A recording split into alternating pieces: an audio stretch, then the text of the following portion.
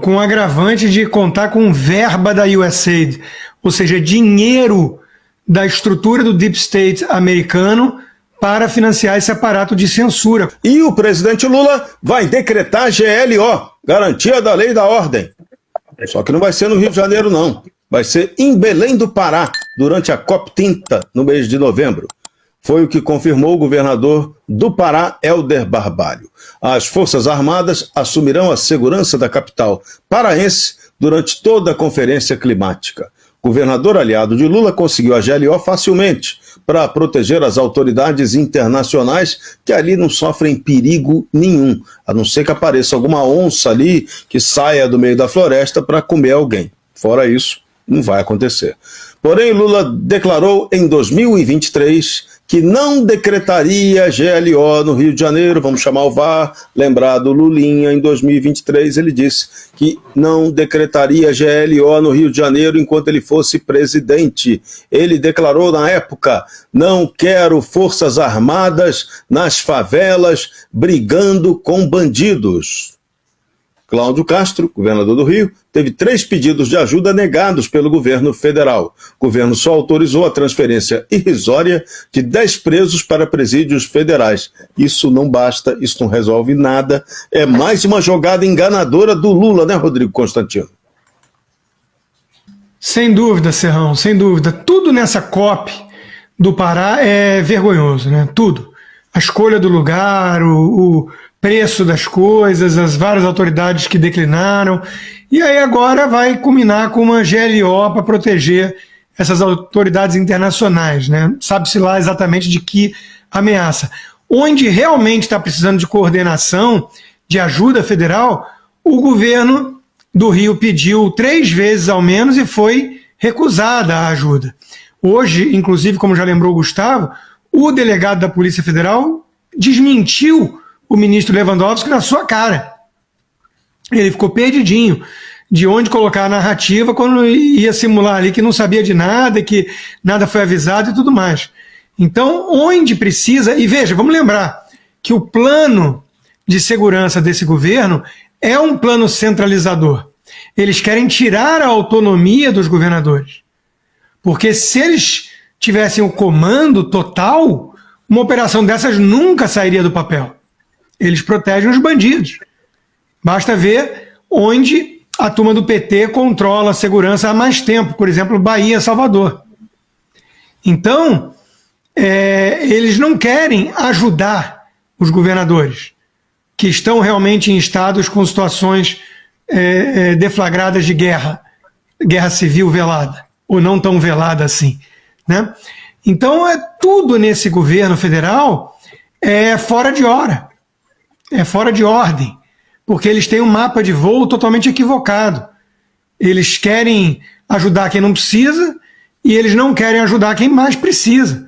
Por quê? Porque eles têm uma visão de mundo deturpada de que os bandidos do Rio de Janeiro são vítimas da sociedade.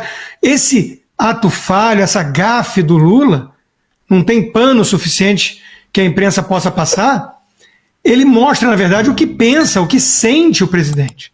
Inclusive, Serrão, uma aposta feita pelo nosso amigo Silvio Navarro, né? Muito boa, eu quero ver alguém querer pegar a outra ponta da aposta, né? É de que no ano da eleição vai ser proibido lembrar do que o Lula disse, pelo TSE. Não é sem precedente. Nós vimos jornais importantes não poderem lembrar dos elos históricos do Lula com ditadores comunistas. E uma das primeiras coisas que ele fez foi estender um tapete vermelho para o Maduro, que hoje ele defende com unhas e dentes. Então eu não duvido nada, muito pelo contrário, que nós fiquemos proibidos, vetados, de lembrar o que disse o Lula acerca dos traficantes como vítima dos usuários, porque pegou tão mal, que aí não tem pano suficiente da mídia, vai ter que ser o pano supremo mesmo. Vai ser aquele papelzinho marrom, o envelopinho marrom que chegava nas emissoras, chegou um montão pra gente na Jovem Pan, você tá fora do Brasil, você não recebeu, mas a gente recebeu aqui e receberam por você. Rodrigo, para você, ó, era dessa grossura a quantidade de envelopinho marrom com a tal da representação eleitoral, né? Reclamação de investigação eleitoral, por declarações que a gente só falava a verdade, não tinha nada de mentira ali. Quase todas assinadas pelo escritório de Zanin, que virou depois o ministro do Lula no Supremo. Que fez um belo trabalho como advogado eleitoral. E a Justiça Eleitoral também fez um belíssimo trabalho, né, de vir para cima da gente. E o precedente já está aberto para se repetir. De novo, a oposição brasileira está de brincadeira, não está entendendo que o jogo perigoso é o mesmo. Agora vamos para a barbaridade, hein? Stanford Cyber Policy Center realizou uma reunião secreta em setembro de 2025. Participaram dela autoridades da União Europeia, Reino Unido, Austrália e Brasil, Zil. O objetivo foi combinar e coordenar esforços de censura na internet, globalmente. Barack Obama deu o discurso em Stanford em 2022, propondo censura governamental de redes sociais. Apresentou uma lei de responsabilidade e transparência das plataformas. 6 dias depois, o Biden criou uma junta de governança da desinformação no DHS. O projeto autorizaria o governo dos Estados Unidos a financiar ONGs para censurar a internet. Que fofo, né? O DHS e Stanford Internet Observatory pioneirizaram a censura por proxy desde 2020. Então eles censuravam posts sobre as eleições de 2020 e narrativas críticas à vacina de Covid. O experimento foi esse. E Rodrigo Constantino, quer saber? O Brasil foi o grande laboratório dessa malandragem, com certeza, nas eleições de 2020, 2022 e por aí vai, né? E quem garante que não vai se repetir em 2026? E Serrão, com o agravante de contar com verba da USAID, ou seja, dinheiro da estrutura do Deep State americano para financiar esse aparato de censura, como Mike Pence mostrou tão bem em depoimento na comissão da Câmara. Veja, o Obama é um radical. Muita gente acha que o Obama é um cara moderado, por aquele jeito dele de falar. Ele é um radical. Quem estudou a vida dele, aluno do Saul Alinsky, do Frank lá no Havaí, de uns professores marxistas, o Obama era um radical. Ele foi um presidente radical. E essa turma é a turma globalista. É a turma que acredita numa democracia relativa, ou uma democracia de gabinete, que pode dispensar da equação o povo. Porque o povo dá muito trabalho. O povo discorda muito dessa elite ungida.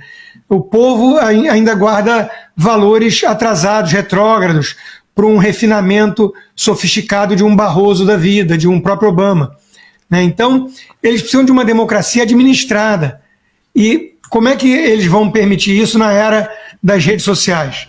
Com o advento da liberdade em que qualquer um, inclusive imbecis aos montes, de fato, podem falar o que quiser. Isso vai dar margem para que pessoas também falem coisas sensatas e comecem a esclarecer cada vez mais os alienados sobre, inclusive, a ameaça globalista. Aí, eles precisam chamar isso de ameaça à democracia, precisam vir com o aparato da censura para poder manter uma certa hegemonia irrigada com o dinheiro de companheiros como Jorge Soros, Carlos Slim, Jeff Bezos à época e por aí vai, Mark Zuckerberg, né, com a grana da turma da mídia, da legacy media, como se chama, e uma ou outra plataforma mais alinhada. Então esse jogo foi jogado e eles não desistiram ainda, mas eles estão mais expostos. E dessa vez tem um governo como o do Trump atento para tentar impedir isso. Vai ser interessante de ver, porque o governo Trump já deu a entender que não acha uma eleição legítima, uma eleição no Brasil que tenha caça às bruxas, leias que o Bolsonaro esteja fora por decreto da juristocracia. Então, eles vão estar atentos a outros detalhes, a outras questões desse aparato de censura